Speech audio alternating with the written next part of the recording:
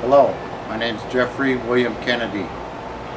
On August 29th, 2009, I was arrested for trafficking, manufacturing hallucinogenics, and possession of 26 marijuana plants. When we had just purchased our mobile home in Casa del Monte, I had called Adelphia Cable to come out and install cable for me. They had come out, installed the cable technician for some reason looked at me and told me he'd be back tomorrow to bury the cable. Why he couldn't do it that day, I don't know. I assumed the cable was always the job had gotten done. I had never checked his work, and I went out about a week later and I was cutting the grass, and while backing up with my lawnmower, my feet became entangled in the cable that stretched across the lawn. It had been covered with grass. Feet became entangled in it, I fell over backwards, ended up blowing out 2 discs. I ended up with having what they call inner back fusion surgery. What it does, I don't know. What it did was mess me up for life. Actually, after the surgery, they kept me in the hospital for 5 days, gave me a bottle of morphine, and sent me home and told me I'd get better. Had no physical therapy, no nothing, no follow-ups that I can remember. I got the emergency care and that was it. My average day is pretty much filled with pain 24/7. The more I'm on my feet, the more pain I'm in at the end of the day and the next morning. If I stand more than 2 to 3 minutes in one area, my legs start to burn extreme. Just sitting here right now, my feet are throbbing. Every day is different. Some days the mornings are so bad, or the nights are so bad, it's like people are sticking hot needles into my feet and into my legs.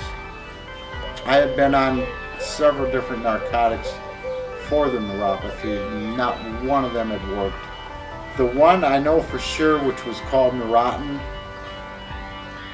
caused severe depression. I mean, I'm depressed to begin with because of the pain I'm in every day, but when they put me on that Neurontin, I didn't feel much like even getting out of bed. It had me that depressed. I was at the doctor's office for a normal checkup, and my feet were just bad that day, and this guy next to me also was a neuropathy sufferer. And for those who don't know what neuropathy is, it's a nerve disorder that is in my feet and legs, and it's a very painful disease. This gentleman offered me a joint of some hydroponic marijuana. I took it, went home, I smoked it, smoked about half of it. The burning was gone from my legs. My feet did not throb. And I had a big old smile on my face, and my wife was surprised. It was like, this is incredible. I never thought marijuana was meant for something like this. I was impressed. We live on a tight budget every month, and sometimes have to turn to family and friends just to pay the bills. The cost of marijuana, back in the 70s, an ounce of marijuana, you didn't have scales, you had 4 fingers, and you took your pound and you put it in a bag, and 4 fingers was an ounce. It was a 4-finger lid, and it was $15.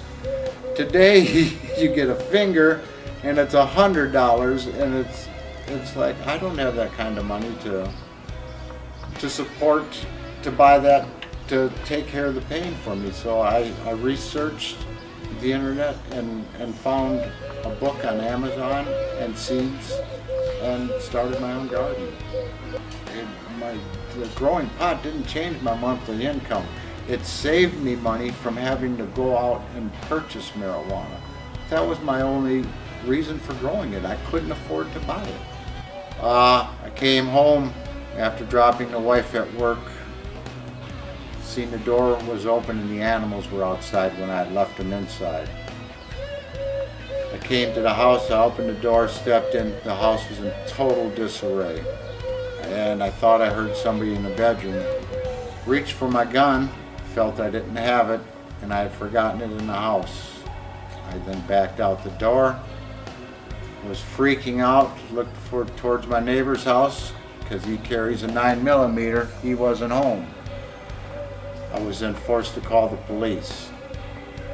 Knowing I had the plants in the house, I figured I'd better take a chance on calling them than getting shot. Well, that's the thing. It was the interrogation. When he was interrogating me, he was looking, his back was away from me as he was asking me some questions, and I thought he had located my bong and my marijuana. I had a cup behind my television. So I just got the bong there and then he looked and he grabbed my bong and he said, "Oh, you know, you're gonna have some problems here now." And I said, "Well," "I'm completely out of pot though." He said, "Ah." And then he goes, "Hey, did you guys check out back?" "Yeah, it's clear out back." He says, "Go look again out there." So they came out back and looked again and then discovered the marijuana. Yeah, they had cuffed me that day, and then like I said, they took me to jail and we posted bond, and I got out the next day. And my neighbor had come over and we were talking about the arrest and stuff, and he had told me that, he says, "You know, I got it on videotape, the burglar leaving your house." He said, "I offered that to the police. They declined to look at it. They said they no longer needed it as they were now investigating drug trafficking." Made me remove the fentanyl patches. I told them how long I had been on it. I told them the effects and what would happen if they take me off it, and they didn't care. You feel you were treated inhumanely? I feel anybody that's disabled and has special medications and gets not allowed to take their medications because they're incarcerated, I think is the most inhumane thing this government can do to a person. Number one, the first penalty is I will lose my driver's license for 2 years. But you weren't driving a vehicle. I haven't figured that one out yet because I wasn't, and I do believe that the evidence will show, once those plants are counted, that it's a bogus charge to begin with. What benefit do you think that this arrest had or accomplished for the residents of the state of Florida or society as a whole? What benefits has it created for them? Well, let's see. None. I can't think of any benefit it's created for them. What I can tell you it's created for them, it's going to cost every taxpayer in the state of Florida to bring me to trial, to prosecute me, and if found guilty, you're then going to have to put me in one of your prisons where your tax dollars are going to have to clothe me, feed me, and take care of me. For what? Because I was trying to live a more comfortable life. Again, it's all about the money. You got the money, you're going to hire the best lawyers, the best experts. You're going to get them to say what you want them to. Money talks. I don't have money. I can't afford these fancy expert witnesses. The witnesses that I've got coming forward to me are coming out of the compassion of their heart because they believe in my cause and in my fight. My appeal to you is to go to peopleunitedformedicalmarijuana.org, print out the petition, sign the petition.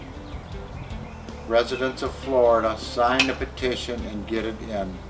Your petition counts. We need so many of them down here. Every year they raise the number to make it higher and higher.